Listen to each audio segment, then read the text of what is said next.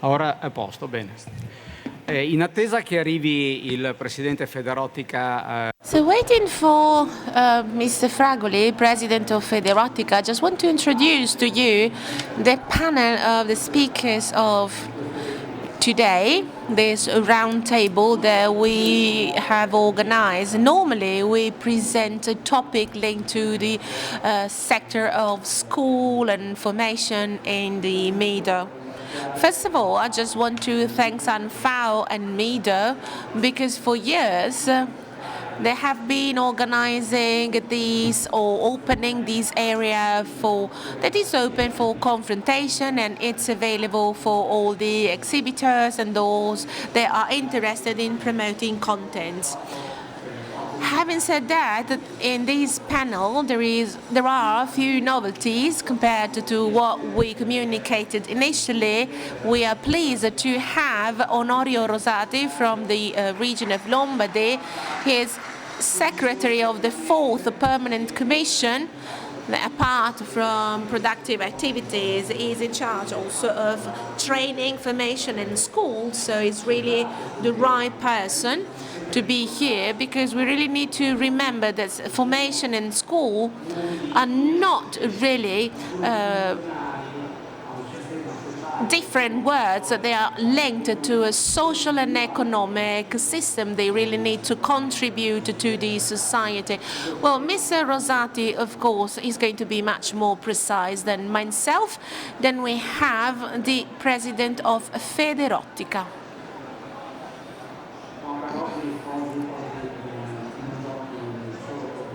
Well, now you're not going to be alone against 5 opponents.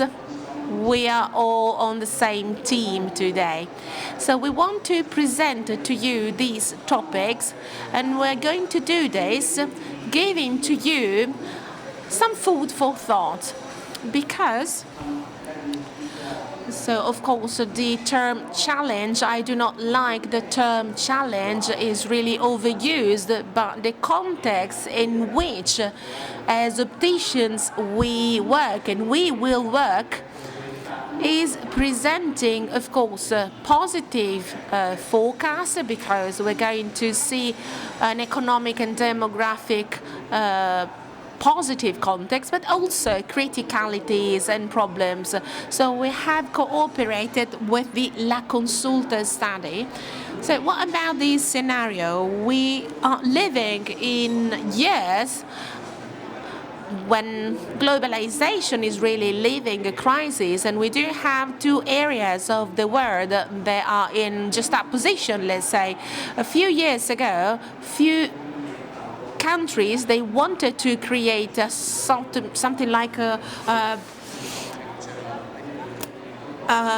counter coins against the euro. Now there is a system of countries cooperating and economically that would like to create a juxtaposition. And of course we do have conflicts and wars that are really sign of underground tensions. They are involving these areas. As you can see, the Red Sea and the Middle East are very much involved in this, interested in this. As you can see here, there are a few aspects. So this is a snapshot of the world of formation. Nowadays, if you want to access to formation, if you want to be an optician, there are 3 paths that you can follow, 2 direct and 1 indirect. We have a 5-year high school curriculum, let's say, with private and public schools. We have a 2-year course that is organized by the regions in cooperation with the health ministry. And then we do have a university course as the L30 class, L25 in the past. And of course, it's a different path.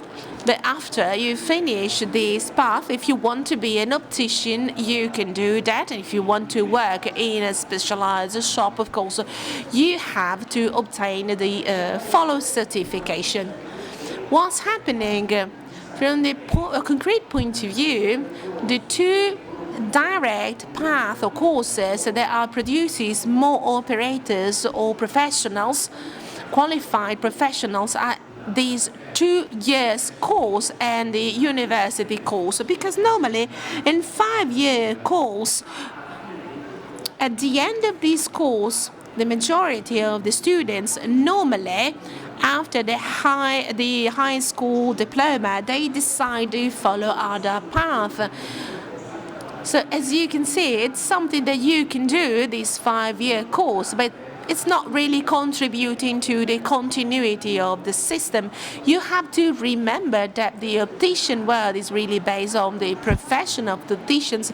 So this is this scenario. We've talked about wars and conflicts that are really determined in very negative situations, migrations. We're not really able to manage all these flows, immigration flows, well, the risk of terrorism, increase of criminality, because of course if we do have problems with these immigrants and these immigrants cannot really live peacefully, they do not have instruments enough to be integrated. At the end of the day, they can end up in not really positive criminal systems. Then the inflation, the increase of the cost of money, and then also the purchasing power is decreasing, and also family consumptions are contracting. Because of that, we have seeing a crisis in the purchasing and sales of our glasses and in our shops.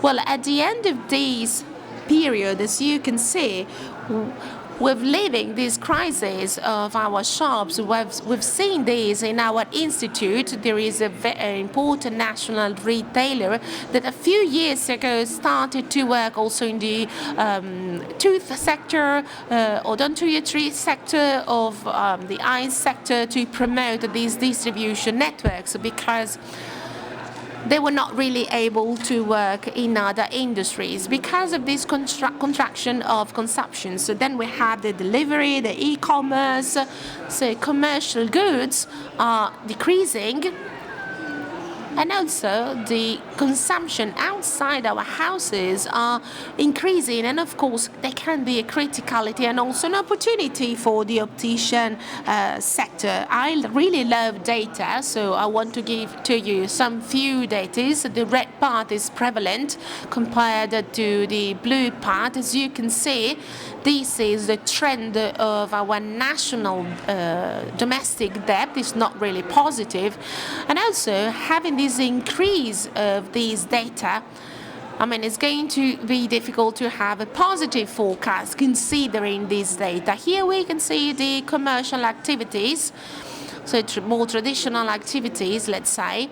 As you can see, most of the chart is written in red, is negative. So as you can easily understand, there is a criticality here that we need to tackle. It's really impossible for me to comment on all the data.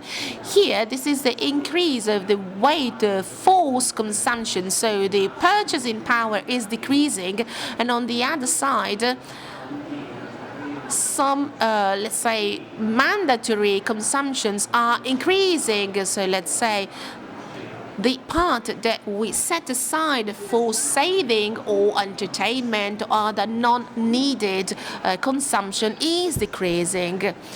It's going to be very complicated to comment on everything. So then the democratic crisis, we know that our population is aging, but the aging of population is really critical, is very negative. Of course, while you are older, you have different needs. And then the part of innovation, scientific of innovation, is really helping alternative systems of compensation of sight. So scientific innovation made safer the part of ophthalmology services. So now contact lenses and glasses are safer. And then schools, well, in Italy, unfortunately, we do not have this concept of very inclusive school. We perceive inclusive school as something quite negative.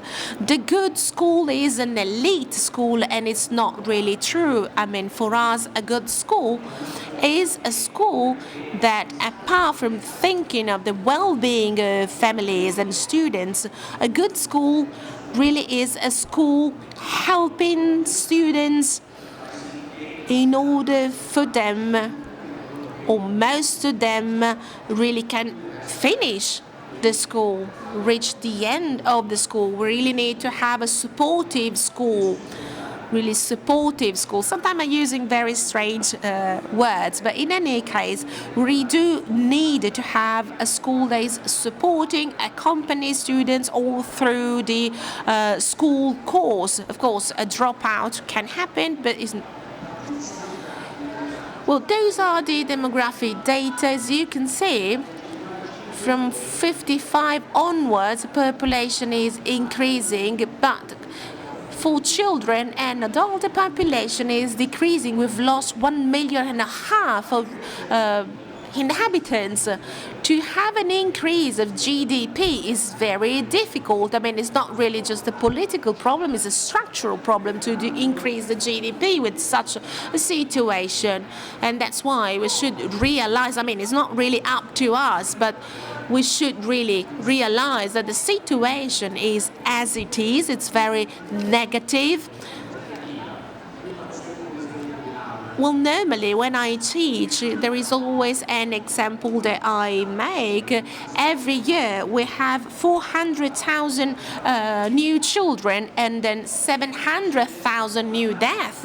Well, in France, they do not have this increasing problem, even though it is a problem. Well, France started 20 years ago important politics in order to support the increase of the population, and even though they do have this kind of laws, they're not able to curb, in a certain sense, this problem. So let's move on with this scenario. We do have a very complicated, let's say, industrial sector. We have the fashion industry. We have the part of the sunglasses. We have the medical sector.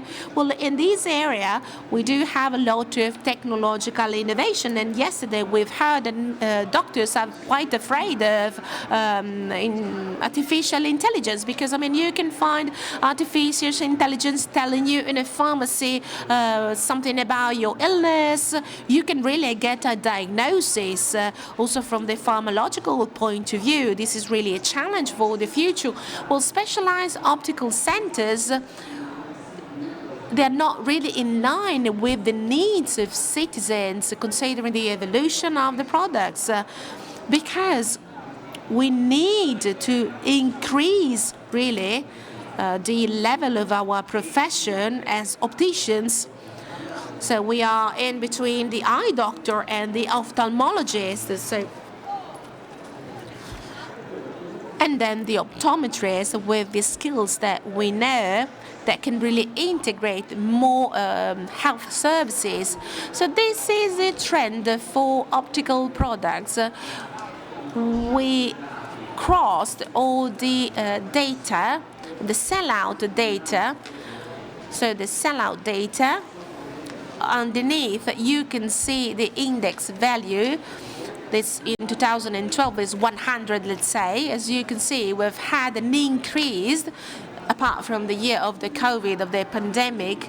Now you can see the sales in the market, and we calculated the gross margin, so the difference between the turnover and the what we got from the sales. So if we consider the inflation underneath, considering the real value compared to 2012, we've had a contraction of the sales, and it's quite obvious considering the trends.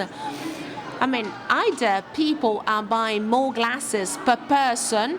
Of course, we can increase the quality of every single pair of glasses, but it's not really compensating the decrease of the sales.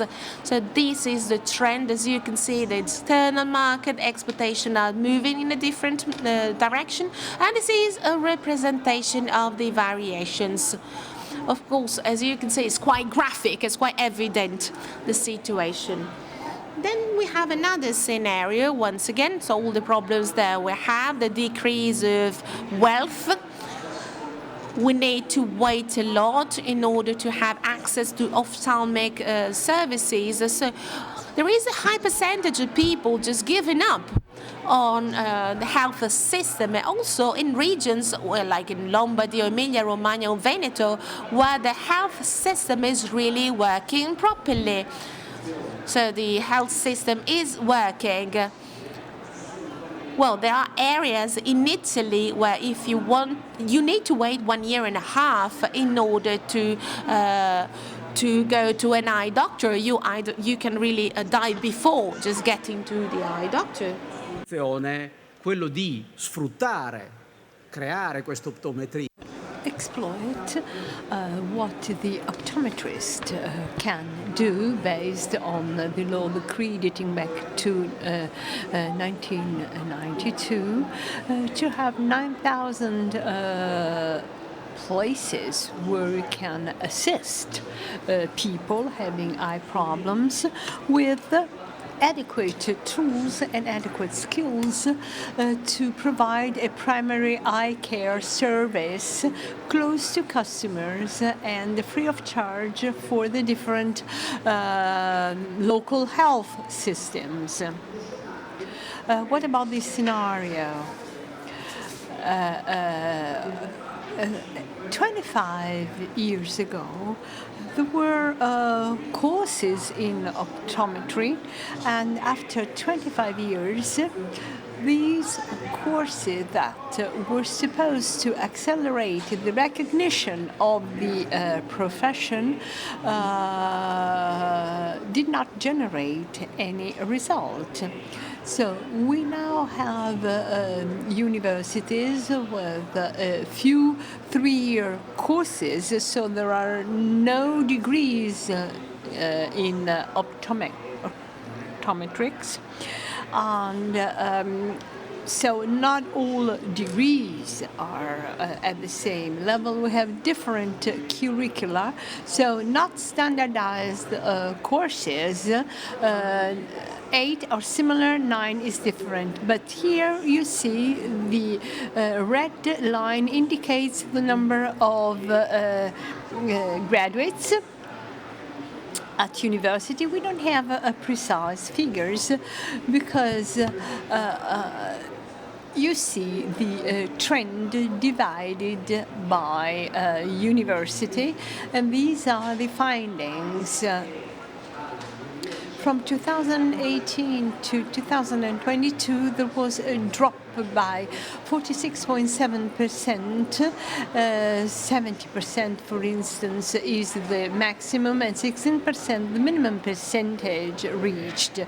So then here you see a different situation concerning certified optometrists. Well, I made a comparison with the figures I have collected. The Zaccanini Institute made a report, and here you see the number of people who were certified in our institute. So more than 7 universities. These are the different figures that we have collected concerning certification. And here you see an additional slide. Males, females, average age, 24 is the average age. Then we also have 28.2% of people who work.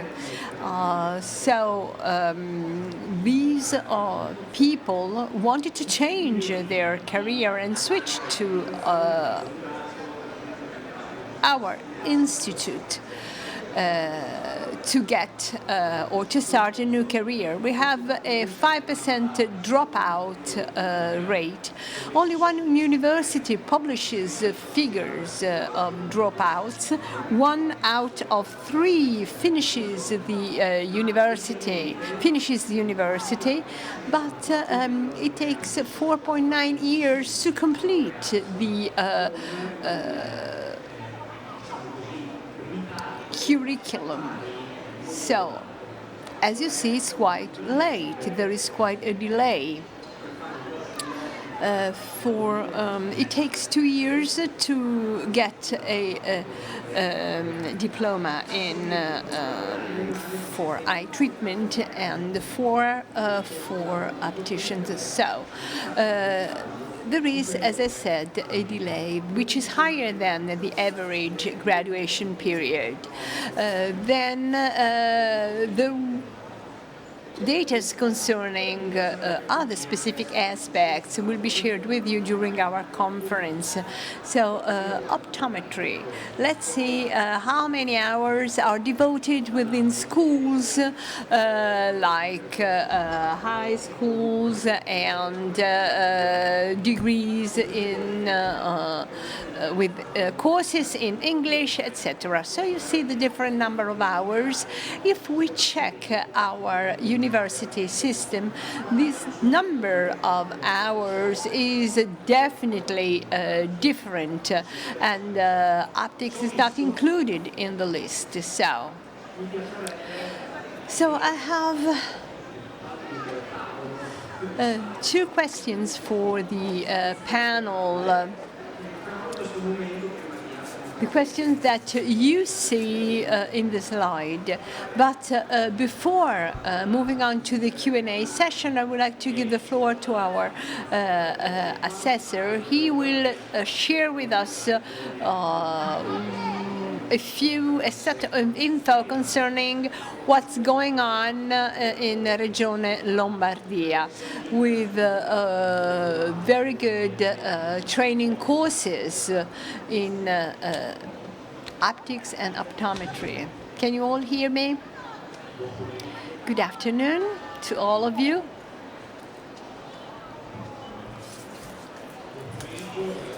Thank you for having invited me. I would like to go back to what you asked. When we talk about optics and optometry, we are talking about an industry that is evolving rapidly for a number of reasons. First of all, because the needs of people are changing, also from the viewpoint of care, and therefore it is necessary to have experts in these fields, and also new technologies are emerging, new materials, whereby this industry is evolving very quickly. You have to be always update, otherwise you run the risk of being obsolete. So the issue is how we provide guidelines to people. And this, of course, involves training and lifelong learning. With lifelong learning, you give people the opportunity to be always updated and to get the info necessary for both workers and students to be curious about what's going on. And this does not have to be taken for granted, of course. Sometimes in the Regione Lombardia we have training models that are self-referential. We don't know who will benefit from training, the trainers or the trainees. So we have to avoid this kind of approach. I was impressed by dropout rates. When we talk about dropout rates, we refer to wasted resources, and one of the resources is time. So young people start a study course and they don't get to the end of the course, and this of course creates major problems for them. Then we have also figures concerning university dropouts, but we must wait for more complete data concerning the end of the university degree course in optometry. Another issue concerns junior high school. There are people who finish high school, but they do not get any certification. So I think we have to consider that also. And then I wanted to know how many people register and have access to these courses. The number of people who register for these courses, irrespectively of the kind of course, after the diploma or in specific institutes, I think that one of the problems is that there is a lack of staff, of people who are able to face the current and the future challenges. So there are 2 points we should reflect on. Healthcare aspects, that is the relationship between these professions and the medical profession. And in Regione Lombardia, in the last healthcare program that we have prepared for the next few years, every year, we select 5 steps, 5 actions to be taken to implement the healthcare plan. So for the first time, through 2 specific initiatives, optician shops have been considered as drugstores. Also on this we should reflect more upon for 2 aspects primarily. That is screening, the possibility to test people on time, to examine people quickly, to be able to face diseases when they occur at a very early stage, so they can be treated in a more sustainable way, of course, and less costly, because the faster you do something, the better it is, also from a cost viewpoint. So in our healthcare plan, we also talk about and we stress the importance of prevention, screening campaigns. The young generally, or the migrants or foreign citizens, do not do any screening. The same applies to people who do not have a high school education. So the importance of the relationship or of meeting the requirements for prevention is something that must be dived into more.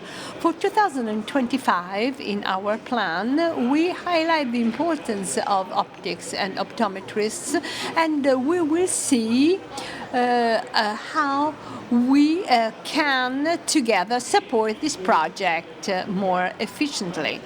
We have talked about the problem of population growth. There is an aging population on the one hand, less newborns on the other hand, on this side of the planet. And thanks to better nutrition, better treatment, there is an increase of life expectancy in people. But this has implications. That is, people leave work, retire, so they do not provide money for welfare, but they use welfare. So if we create any imbalances, that is, if the number of people who use welfare is higher than those who finance welfare for a number of reasons. For instance, young people approach the labor market later as compared to the past, and it requires longer for them to become supporters of the welfare system. Then the maintenance of the balance in the healthcare system is crucial. So we have to take care of the elderly, of their requirements, their needs, strictly connected to chronic diseases. The elderly have more diseases, and these diseases most of the times are chronic, so costly. From now to 2050, according to our expectations, we should maintain a balance in terms of population growth. We should number of inhabitants in Lombardy should remain approximately 10 million. But a very serious problem is the cost of services, which is increasing. So you could be a possible answer to the problem of waiting list. One of the services people must wait longer for the first examination is oculistics. And on the other side, we have ER rooms in hospitals based in Milan, where there are thousands of people who wanted to be examined because they have eye problems, and they have the so-called white code because they are not affected by major problems apparently. So we need territorial assistance, a primary care service that must be improved. But this is a bet, of course. You have to be able also to play a role during the primary care examination. And this would be helpful for ER rooms and would also satisfy customers who need primary care services. And of course, after this primary care examination, we know exactly which kind of treatment the patient must be given. And then within a profession that is no longer the same as it used to be, sales of product, for instance, but to make an assessment, an early assessment of the customer, patient, to sell the appropriate medical device, and on the other hand, also to create a local primary care service to support the family doctors and also the medical community. So, in terms of shops within the Regione Lombardia, we are creating the so-called community dwellings. There is a ministerial decree number 77, and the eye doctor is included in this concept. For instance, you do not have to have a store or a shop to be able to provide a service. in these community dwellings? Well, the training issue is under pressure. Okay, we have to know exactly how many eye doctors and optometrists we need. But of course, we need to focus on the specific training courses. For instance, if medical devices change, if there is a new law, who do I have to turn to as a newly graduate, as a postgraduate, to be able to improve my professional skills? This is the challenge. I want to be crystal clear in our sector within the healthcare commission. We have never talked about this specific problem. So I'm very So the fourth commission, the commission I'm working with, is we deal with businesses that are affected by the crisis and are in trouble sometimes, and there is a vocational crisis. This is what I often hear. But the problem is not the vocational crisis, but that people are paid very, very little. So salaries and wages are not adequate. In Lombardy also. I don't know if it is 100% true, but what is important is not only the question of salary and wages, but also training courses, and the Regione Lombardia has committed itself to do something. And so we also have to advertise opportunities that can be created, for instance, within some supply chains, and this is important. So when we talk about training and education, we have to provide guidelines so people make the best choices possible and do not think at the end of the training course that they have followed the wrong path. This can be very bad for people at the end of their educational path. And then guidelines, as I said, you can also come to our commission, to illustrate your problems in terms of training courses. We will invite also Town Councillor Chironi. Also, training must be updated because it has to go hand in hand with the requirements and the needs of society. So we have to know whether quality-wise we can support your sector. Thank you.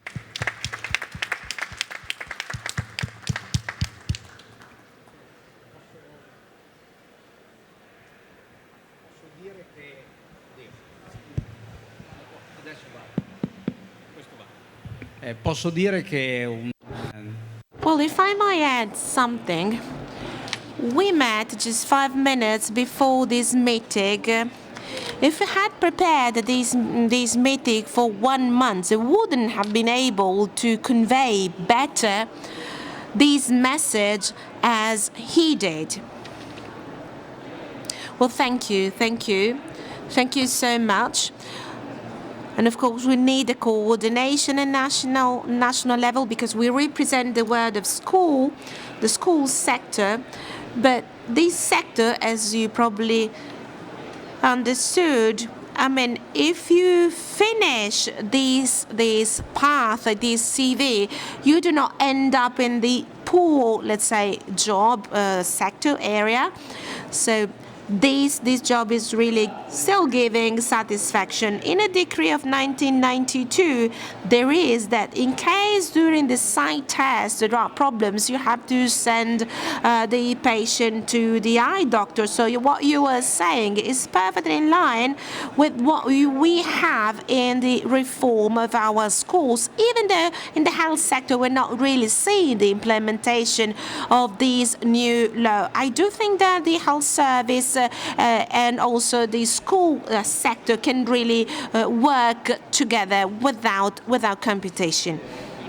So thank you. Thank you so much for your words, your kind words. And we are here available to cooperate with you because we lack opticians with the right qualification in line with the system, considering the offering to the citizens that is up to this period. So, I mean, citizen, consumer, patient, I mean, we really need to pay attention on how we call our clients, let's say. And then I give the floor to the other speakers. So, Andrea, what do you want to add? Andrea Fragoli, President of Federotica. What you're saying are very sweet words to my ears, even though you're talking about a reality that's not really positive, or the contrary is really negative. It's because when the society is really denouncing a critical situation, and we do. Ad oggi hanno fatto un'attività sì, di ambito sanitario, ma diciamo finalizzata in maniera diversa. Considering that we really need to ask what can we do for the system as opticians and as eye doctors, and we need to find other actors to answer this question, something is wrong. I mean, that something is wrong is really a fact. We cannot hide behind this fact, and politics really understood it. We're trying to do something at political level. Unfortunately, but it's really the situation as it is. It's not always easy to create a dialogue with the, let's say, the medical sector that is a little bit hegemonic, if you will. We've said many times, but I repeat it here, that we do have a huge potentiality. So talking about Italy, I mean, Lombardy is perfectly represented, but at national level, we have 1,000 territory optical centers, let's say, I mean, in big cities and also villages. It's really a capillary network. Inside these optical centers, our workers are very well qualified. And of course, we can talk about the fact that it's impossible not to change a professional profile for 100 years. Well, we have been trained and reformed with a decree of 1928. It's something really unheard of. Well, as regards formation and training, so considering what the school ministry is doing, well, they are doing something at ministry level. Well, in 2018, I think, we saw a revolution, really a new law and a change in skills, competencies, and abilities of our students. Un chiaro squilibrio fra, ripeto, la formazione. So first of all, there is no balance between, I mean, the training, the formal training, and what the health ministry and the school ministry are asking. It's like just taking the driving license and then the next day someone is saying that I cannot drive. It's really the same. So we really need to adjust a few things, quite a few things. There is a possibility, in theory, and I really hope not only in theory, to help a system as a category that is living, a system that is living a few criticalities. Of course, we're not going to substitute doctors for the diagnosis and treatment.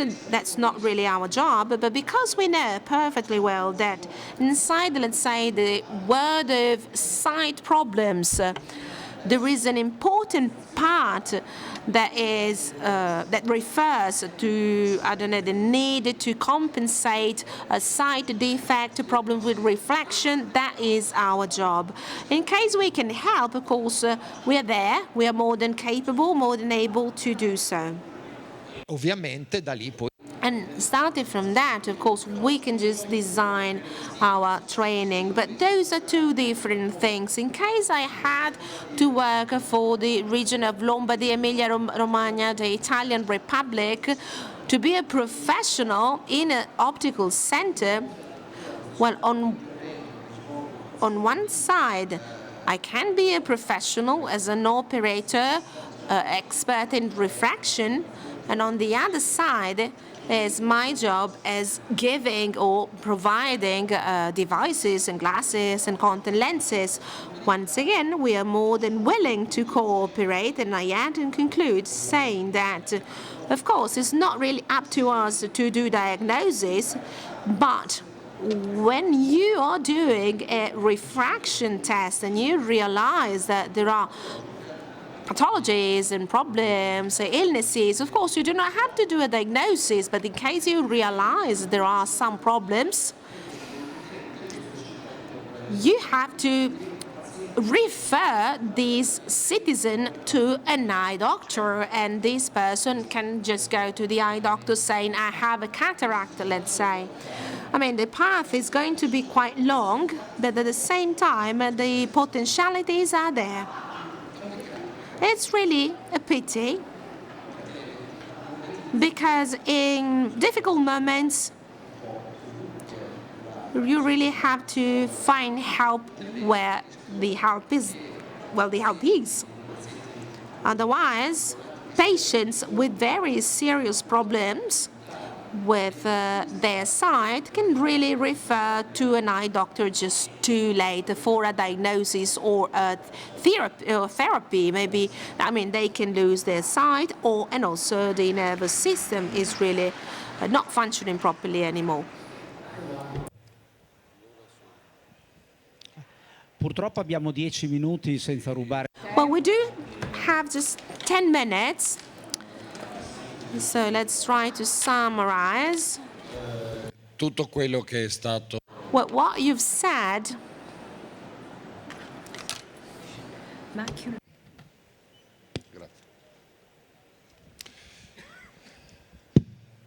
tutto quello che è stato detto fino adesso lo vedete in sintesi. well, this is really a summary of what we have said in the last 50 minutes. It's really a snapshot of the situation. So, according to the ISTAT, there are two profiles. One is the optician, and the other is the opticians. Well, also at the European level, there are two specific professionals. The optometrist, if the ophthalmic optician, based in the ophthalmologist, is the dispensing optician, is classified as a different profile, different professional. We are all optometrists, let's say, because it's easier. But following what the directors said, and also our politicians said, training is really a word. Of course, there are different CVs, different curricula that you can follow, the green one, the red one. I mean, there are different paths coming also from Europe. In Italy, we're just stuck to the traditional one, high school and then university. I mean, university can be a little bit rigid for some things, and that's why we have this 2-year course after the high school. As you can see, the number of hours is more or less the same, 2,500, 2,700 hours of training, quite a few. So this is a 5-year course. So 5-year course. Or in the Zaccagnini school, regional schools, I mean, it's 1,000 hours a year for the formation. There is a general law just cutting the number of hours by half. Well, for optometry is becoming another step. a further step because, I mean, the situation is more and more complex. As you can see, the structure cannot be a structure of just some people. When you talk about something very complex, you really need to have many different professors and teachers contributing in order to reach this level of training, because I mean there are many aspects that we need to tackle with our students. We need to provide lessons every day. Of course, for the universities, there is a specific proposal. It's very difficult to have one specific offer because every single university can give something different and change every year. But if you have a look, we're talking about 1,000 or something more hours of training. This is a university in Spain. Why this one? Because it's a little different. In Spain, they decided to have a 4+1 year course, not 3+2, focusing on training and formation. If you think about it, it should be more useful to stop thinking about titles ma incominciare a pensare as did the law of 2018, and starting to use just skills. So you study this and you can do that. I'm interested in your skills and abilities. He was talking about schools, and he said that the school is more linked to professors and teachers and less to students. Should be the case, shouldn't be the case. The law of 2018 is underlying the importance of students. So those are the abilities. We are those with the arrow, the blue arrow. So there is a list of abilities or things that you need to be able to do to measure a lens, to find the center of a specific lens, to create a contact lenses.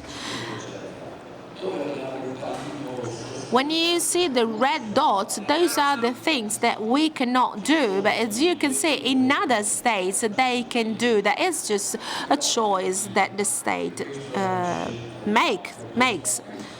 It's really a proposal. This one is a proposal for the students. You have to consider that 3,000 hours of training are more or less inevitable. That means 3 years for this formation are inevitable. As Senate is saying, more or less, you need 10,000 hours to be an expert professional.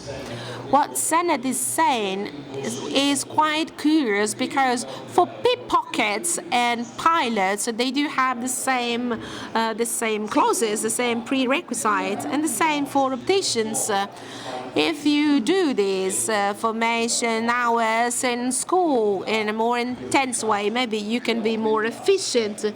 But once again, you need 3 years at school, very intense year at school, and 5 years of experience. Now, then you are a colleague. So the first step is not just leaving you where you are, but it's taking you out from where you are. Thank you so much. So having said that, we have just a couple of minutes, no more. I just give the floor to Professor Gilardoni. She's the director of the Institute in Milan. Considering the abilities we were talking about, because you work a lot in the didactic, what can you say? What about the state of the art of the situation up to now? Well, first of all, thank you. Thank you also. So his speech has been very interesting, and I was very much impressed by the fact that we need to give information to the students. It's important for the students, it's not for the teachers. It's very true, even though it's complex at the same time. And it's linked to various things. First of all, we need to know that, formation is really part of the context. We really need to pay attention and to consider the needs of formation of the context. We really need to be able to update the formation. according to the new technologies and innovation, and that's precisely what we're trying to do in our school. That's what I do every day. I'll try to be very brief. The key points are the following. First of all, the cooperation with companies in the sector in order to combine the needs of the market and the needs of the school. So the dogmatic school is no longer something that we want to apply. We do not teach something that is not really linked to what our students are going to do tomorrow as professionals. Having said that, the didactic has been integrated using all the devices, the newest devices in this sector. This sector is changing constantly, and as a school I have to give the right devices, the right updating courses.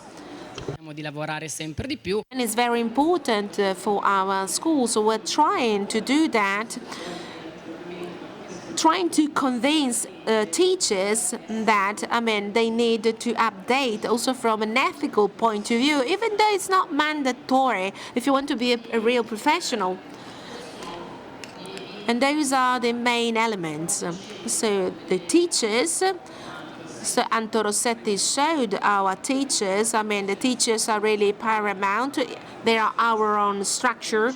You need teachers to give formation, to organize the right formation. Our teachers are professionals first and foremost, and that's why they also teach their ethics, professional ethics.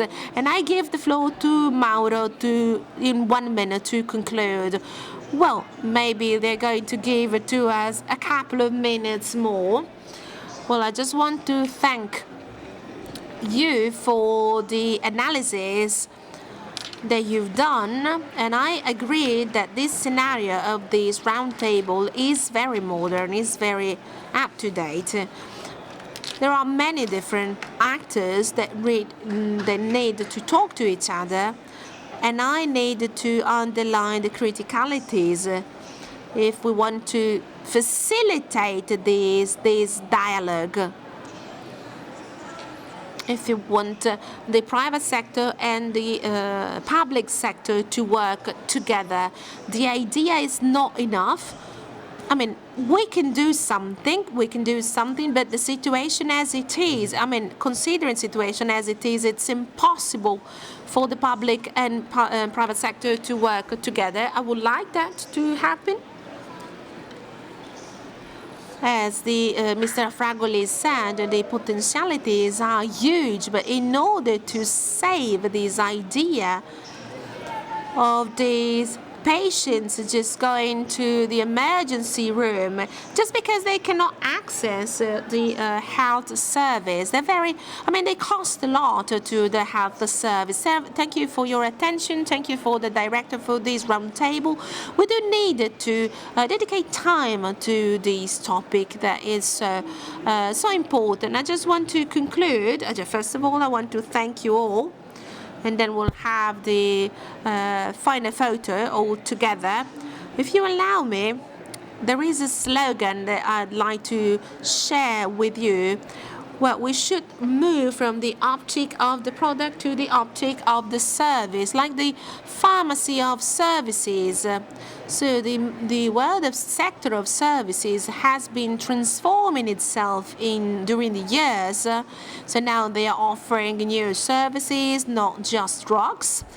It takes time, of course, but I think that thinking about the future, the opticians, the optometrists, well, for me, they're just the same profile.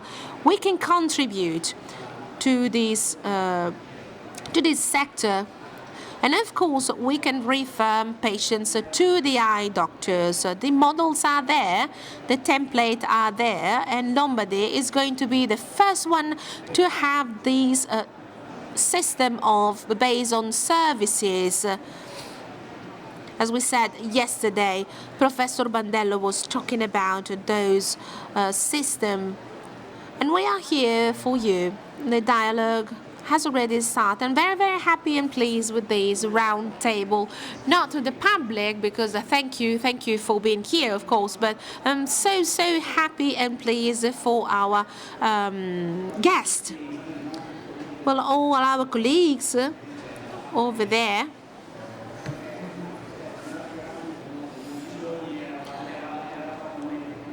Well, of course, this is lunchtime, and that's why probably we didn't have many people here, but thank you so much for being here.